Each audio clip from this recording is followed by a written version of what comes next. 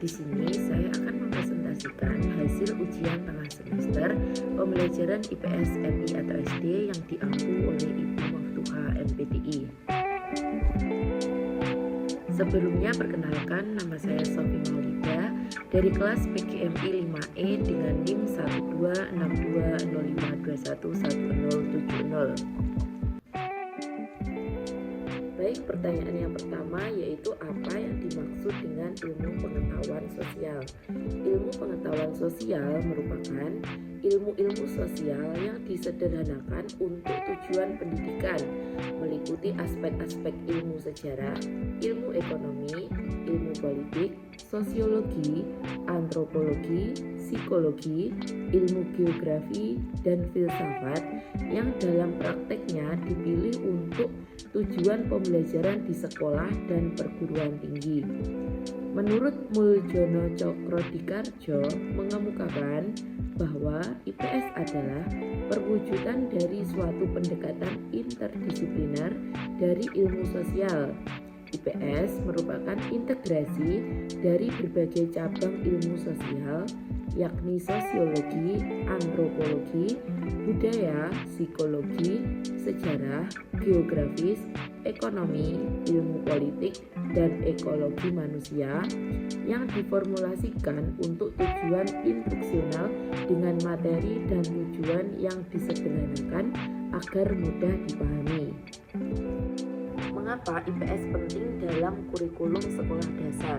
Karena IPS membantu siswa memahami dunia di sekitar mereka, termasuk geografi, sejarah, masyarakat, dan budaya. Melalui IPS, siswa mempelajari sejarah dan budaya mereka sendiri serta budaya dan sejarah dunia yang penting. Kemudian, IPS juga membekali anak didik dengan pengetahuan sosial yang berguna untuk masa depannya, keterampilan sosial dan intelektual dalam membina perhatian serta kepedulian sosialnya sebagai sumber daya manusia yang bertanggung jawab dalam merealisasikan tujuan pendidikan nasional. Pertanyaan yang kedua, sebutkan dan jelaskan 4 komponen utama dalam pembelajaran IPS tingkat MI atau SD. Yang pertama yaitu tujuan. Tujuan dari pembelajaran IPS yaitu membekali peserta didik dengan pengetahuan sosial yang berguna dalam kehidupan bermasyarakat. Yang kedua, materi. Materi pada pembelajaran IPS dapat diajarkan kepada peserta didik, tidak hanya bersumber dari kehidupan sehari-hari, tetapi juga berasal dari buku-buku novel, buku cerita, koran, jurnal, majalah, makalah yang dapat dibaca oleh peserta didik sebagai sumber materi pembelajaran IPS yang berguna dalam membina kepribadian peserta didik. Yang ketiga yaitu strategi. Strategi pembelajaran IPS yang dapat digunakan secara individu maupun kelompok yang bertujuan untuk meningkatkan kreativitas peserta didik yaitu strategi exposition dan strategi discovery. Yang keempat yaitu evaluasi. Berbagai macam bentuk penilaian kompetensi dasar yang digunakan dalam pelaksanaan evaluasi pada pembelajaran IPS di SD. Terdapat 3 kompetensi yaitu sikap, pengetahuan, dan keterampilan.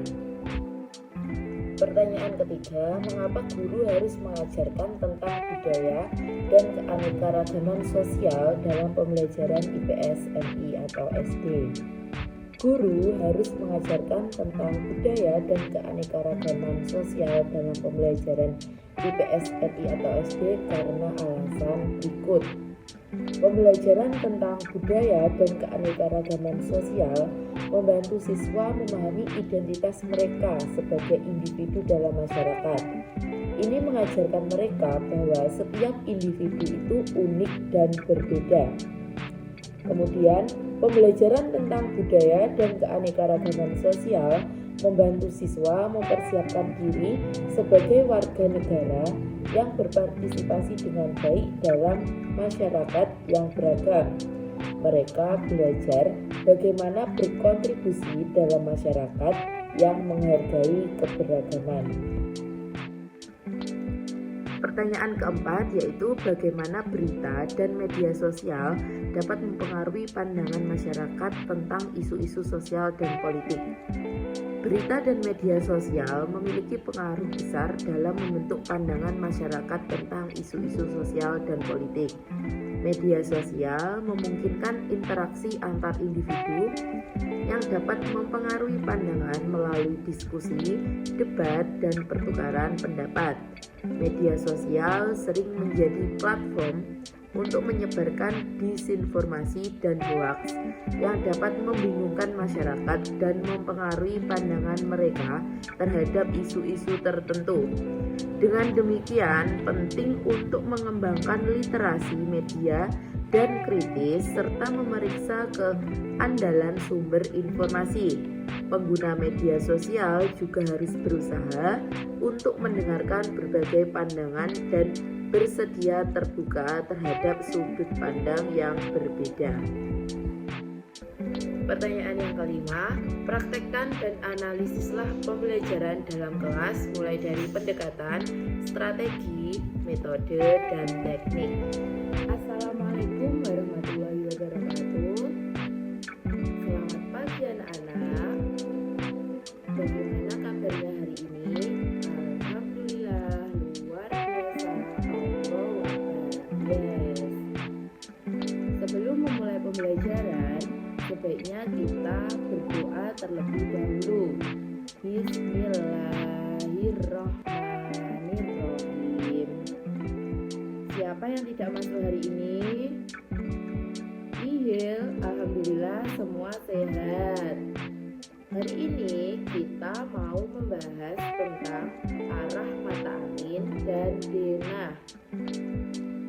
Tujuan pembelajaran hari ini supaya kalian bisa mengerti apa itu arah mata angin dan bisa mengerti atau bisa membaca denah.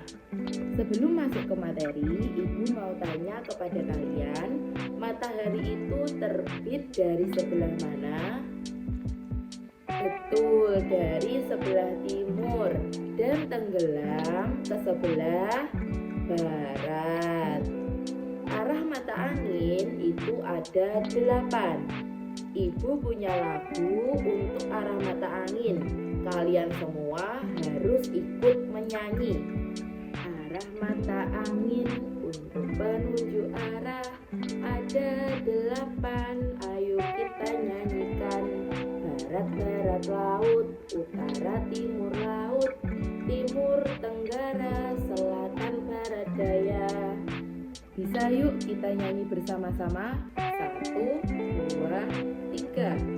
Arah mata angin untuk penunjuk arah ada 8. Ayo kita nyanyikan.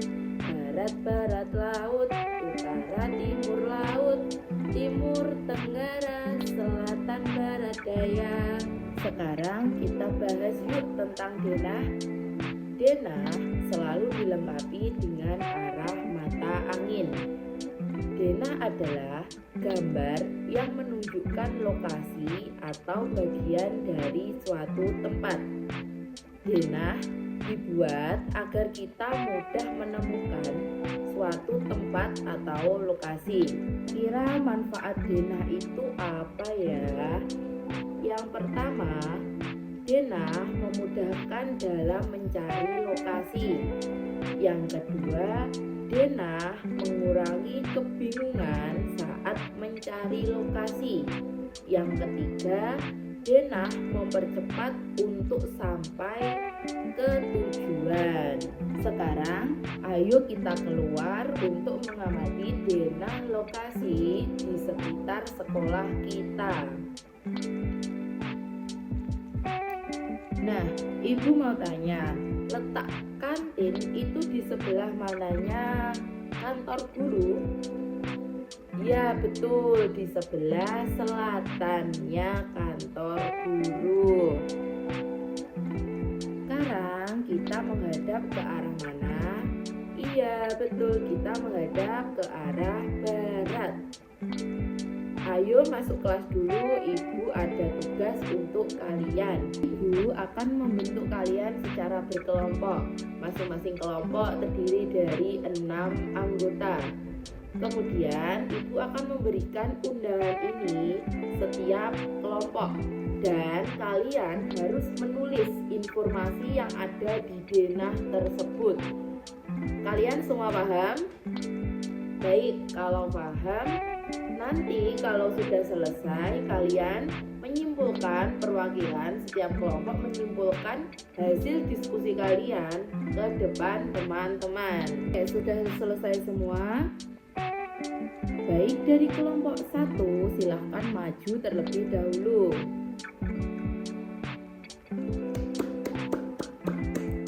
Good job, kelompok 1 sudah baik dalam menyampaikan informasi pada denah tersebut.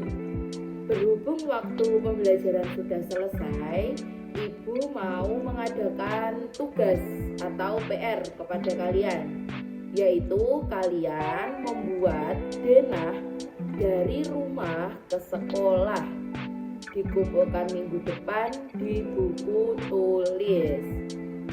Ada yang ditanyakan?